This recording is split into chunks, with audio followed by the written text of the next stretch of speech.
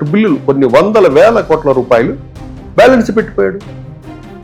ఇప్పుడు వాళ్ళ పరిస్థితి ఎంత దారుణంగా ఉందంటే వాళ్ళందరికీ ఇవ్వాలంటే ఇక్కడ ఖజానాలో ఏదో కొద్దిగా చిల్లర మొత్తంలో పెట్టేసి వెళ్ళిపోయాడు. ఇప్పుడు కూటమి గవర్నమెంట్ వచ్చిన తర్వాత ప్రభుత్వాన్ని నడపాలంటే ఎంత ఇబ్బందిగా ఉంది. కానీ సెంట్రల్ గవర్నమెంట్ ఫండ్ సంబంధించి అమరావతికి సంబంధించిన పోలవరంకు సంబంధించిన ఫండ్స్ వచ్చాయి కాబట్టి కొంచెం రిలాక్స్ అయ్యారు గవర్నమెంట్. ఎవ్రీ మంత్ వచ్చే రెవెన్యూలోనే ఒక్కొక్కటి చేసుకుంటూ వస్తా ఉన్నారు. అందుకే 758 కోట్లు ఇమ్మీడియట్ గా రిలీజ్ చేశారు నారా లోకేష్ గారు. ఈ మేనేజ్మెంట్స్ అంతా ఇబ్బంది పడుతున్నారు అని చెప్పేసి. ఏదేమైనా ఫీజు పోరు చేస్తే పిల్లలకి తెలుస్తుంది, పేరెంట్స్ కి తెలుస్తుంది.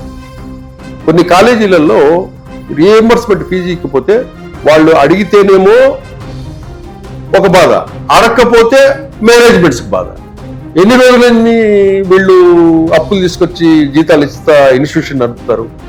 అట్లా ఆ విధంగా చేసుకుంటారు. మోహన్ బాబు కూడా అడగలేకపోయారు కదా సార్. ఈవెన్ మోహన్ బాబు కూడా ఏమి అనలేక ఒక టీవీ ఛానల్ డిబేట్ లో కూర్చొని నిస్సహాయత వ్యక్తం చేసి జగన్మోహన్ రెడ్డిని ఏమి చేయలేడు, ఏమి అనలేని పరిస్థితి అతనికి. అదే చంద్రబాబు అన్నప్పుడు రోడ్డు మీద ధర్నా చేశాడు. అదే మోహన్ బాబు చంద్రబాబు నాయుడు గవర్నమెంట్ ఉన్నప్పుడు రోడ్డు మీద నానా న్యూసెన్స్ చేసి పిల్లలందరినీ తీసుకొచ్చి ఆడవిడి చేశాడు.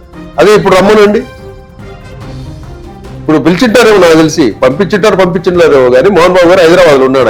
ఏ మొహం పెట్టుకుని వస్తారు సార్? జగన్ చాలా పెండింగ్ పెట్టిపోయిన తర్వాత, అదే పెండింగ్ పెట్టిపోయిన తర్వాత ఏదేమైనా కూడా ఈ మనం ఏమైనా ఒక కారణాన్ని చూపి దానికి సొల్యూషన్ కోసం రోడ్లకు ఎక్కడం కంటే మొన్నటి వరకు పరిపాలించింది మీరే, వాస్తవాలు మీకు తెలుసు.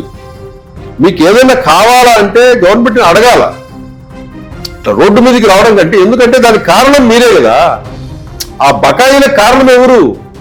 మీరే. మీరు బకాయిలు పెట్టిపోయి మళ్ళీ ప్రభుత్వం మీద మీరు ఫీజులు చెల్లించలేదు అని చెప్పేసి మీరే పోరాటం చేస్తే జనం పిచ్చోళ్ళం కాదు కదా.